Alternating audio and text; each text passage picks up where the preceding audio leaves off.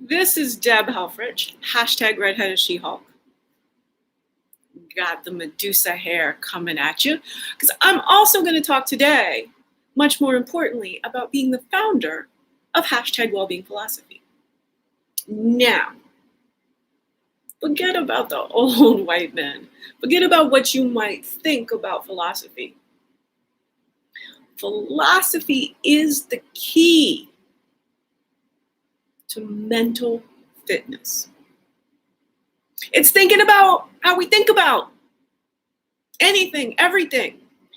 Now, the men, the Western medicine measurement men of white mediocrity, they seem to have left out that the first thing we really want to get straight is the astounding potential of human beings. All 7.8 billion humans across this globe are capable of. Well, you can't put words on it. It's actually inconceivable how much priceless human life force exists in every body. And I am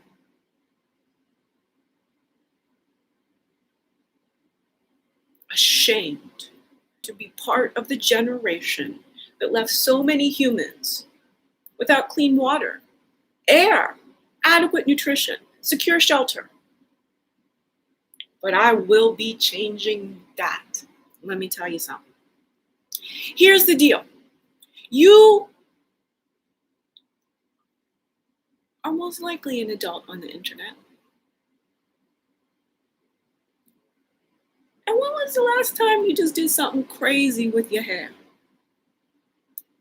Well, if you're Black, maybe 2 hours ago. And by crazy, I mean just letting it be as it grows out your head. Putting it in a position and going, well, that's not something that people are accustomed to seeing. And let's just challenge that. You see, so much of what we're doing when we're discussing things as adults is going, this is how it's been. Screw this how it been. This how it been worked out so well? For only like 5 men to sequester more than 50% of the entire monetary abundance of this globe? Something's wrong with the concept of money, first and foremost, with the application of capitalism. Oh, yes, indeed. Capitalism only won. Capitalism is only the dominant economic system around this globe because it was twinned with racism from the very beginning, which means it forced, stole, and enslaved labor. Capitalism is not a valid economic system. Every single one of us right now are having to do pro bono work on social media. Hours and hours of it a day, quite frankly. And the ROI is probably nearly nil. And every now and again, a client will show up. But for the most part, come on. Think about all of the efforts in building resumes, all of the pro bono interviewing. These people are jobless. And we make them jump through hoop after hoop after hoop. Cubicle captivity is a Ponzi scheme. The internet is a Ponzi scheme. Capitalism is a Ponzi scheme.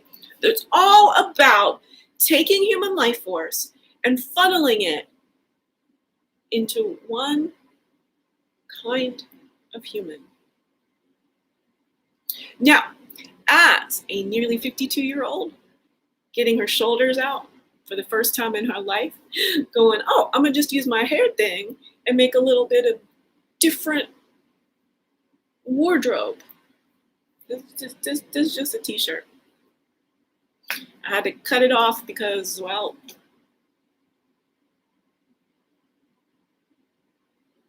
I grew up in Pittsburgh, and Flashdance is a feeling. What a feeling! I can't. All right, we won't sing the Flashdance, but that is, again, this is full-on improv. This is a human going, there's nothing wrong with anything that comes out of my mouth. I check myself. I'm not going to wreck myself. I know for a fact that I love every version of human. I know for a fact that getting my inimitable way of using logic plus love intertwined out in the world benefits humanity. Because I'm all about the foundation of well-being philosophy is spreading to every person around the globe some simple skills and strategies of life-centric thinking. Life-centric thinking says all this stuff we used to do, it's about stuff. It's about a mechanical world that isn't anywhere near fully accurate. I mean, you can add up things and things don't move, and that's cool. But life is always evolving. It's adapting. It's changing. It's inventing things that we didn't even know we could possibly conceive of 2 seconds ago. Now, I am this human because Africa has always had my back. And Africans have always opened their hearts, minds, souls, homes, families, and communities to take care of me when whiteness would not.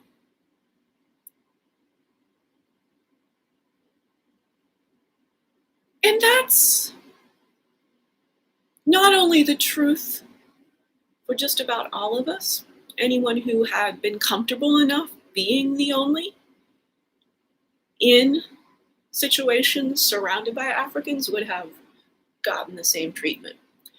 But it's also something very specific about me and my background. We have this concept of an old soul. Because while I do have very pale skin, surface characteristic wise, I'm 2/3 African.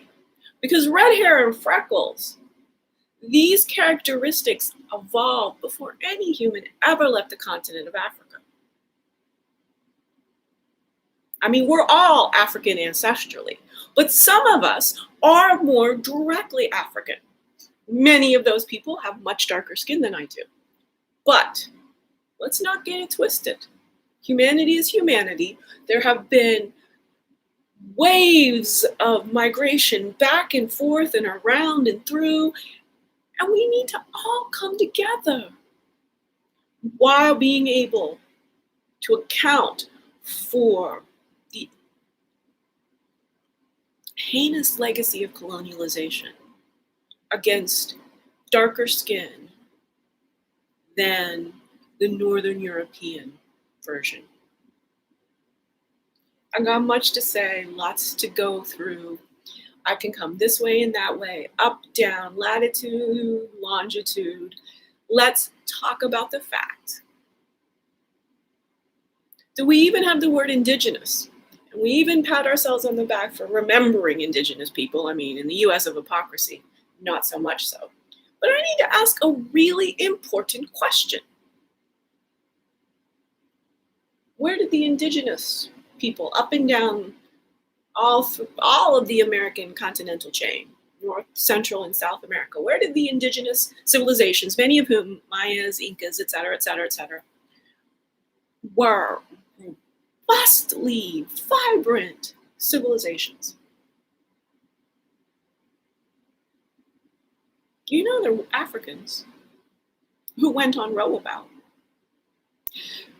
We cannot just think it was that one single land bridge up through Siberia. Because think about, the Eskimos have dark skin. All of the indigenous people have dark skin. The amount of time it took before we had supersonic jets to get from Africa to Canada to Patagonia. If the land bridge was the dominant route of civilization, indigenous people would have lighter skin because they would have had to spend some significant portion of their historical, ancestral background getting acclimated. Some did. But mostly, what we're talking about with ancestral indigenous civilizations are Africans who went on rowabout. History that we've completely obscured, destroyed through colonialization. More data on this? Well, what are Aboriginal Australians? Africans who went on rowabout. Hawaiians, people throughout the Pacific Island chains. Africans who went on rowabout. The validity to the premise that I'm 2/3 African, that red hair and freckles existed before any human left the continent of Africa, goes back to the rowing about. There are redheads on Papua New Guinea. Many other places, but that's the one you can verify with a quick Wikipedia on red hair. You see, well-being philosophy, thinking about how we think about being human, thinking about how we operate our own thinking equipment. We have been sold the lies of 1 + 1 = 2, being an unalterable truth. I can convince you that 1 + 1 = 3, that there is a valid context. I mean, you could keep your 1 + 1 = 2. When you're adding up stuff, there you go. But 1 + 1 = 3. This is the math of life. This is life-centric thinking at its core. It is so essential and foundational. I can explain the math of life, 1 + 1 = 3, in 9 words. 100%. Nobody's ever not went, okay, you're right. 1 man + 1 woman = a third baby. Life adds up differently than stuff. And in that simple pivot from 1 + 1 = 2 to 3, you have everything you need to know about saving our species, the entirety of it, all 7.8 billion people across the globe. If we all start thinking with life-centric thinking, which means first, do no harm to any molecule of life, you get to know what life is. Life is a carbon-based molecule with movement. We need it all. We need plants, we need animals, we need humans. Every kind of life is crucial to the pinnacle of evolution so far. Now, we've done a poor job being stewards of this earth, of using our status as being the pinnacle of evolution. What we've done is basically trash the planet. Because we've let the men in their mechanistic thinking, in their faulty economic system of scarcity. Money is a concept.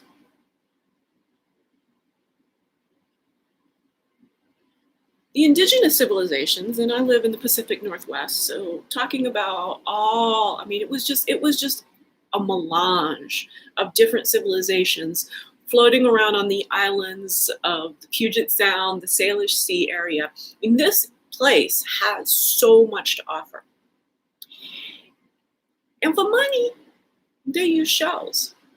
And shells are natural products of which there is no scarcity. You might have to travel further down the beach to get a good one. You might find a really rare one, which gets you more than the general standard shell. But we can come now, and I'm not actually the originator. I'm the originator of the theoretical concept. But we can make digital shells, digital seashells. If you're like me and you're trying to get your ass to the Caribbean, because that's very likely the best place to be for the next years of pandemicness, You might know that the Bahamas has already created a digital sand dollar. They're using not cryptocurrency, because crypt makes a thing like death, but deep money, digital currency, sand dollar in the Bahamas. Hashtag Black Excellence is the truth, Ruth. And I'm here to be the white person who just loves to talk about how much is going to right all of the wrongs of colonialization when we start allowing Black excellence to take over our civilization. Because once you've lived through so much oppression, I don't know, I think I was trying to make up a word there. I mean, it distracts me. It distracts me to have to just discombobulate in what has happened to our civilization, to what we force so many incredible humans to live with. And I'm not opposed to just saying and showing and demonstrating what this does to a human being's mental composure. Trauma.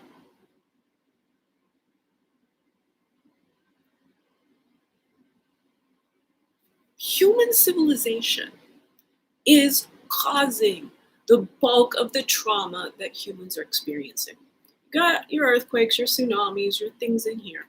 But it's mostly the way we treat each other. It's the systems and structures and frameworks of human civilization which we're in charge of. And we cannot let some random group of old white men, most of them 100 years ago, determine how we interact with each other. No more. I am the wise feminine she Socrates of this decade, and I'm here to demolish racism.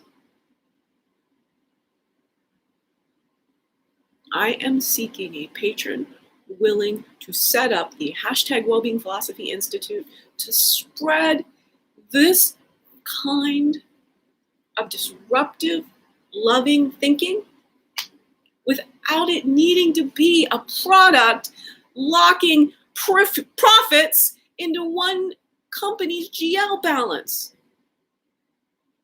Knowledge about how to think in a humane way deserves to be spread across the globe. There's other ways we can make the abundance flow. But right now, I need that one rare individual who can write the proverbial blank check.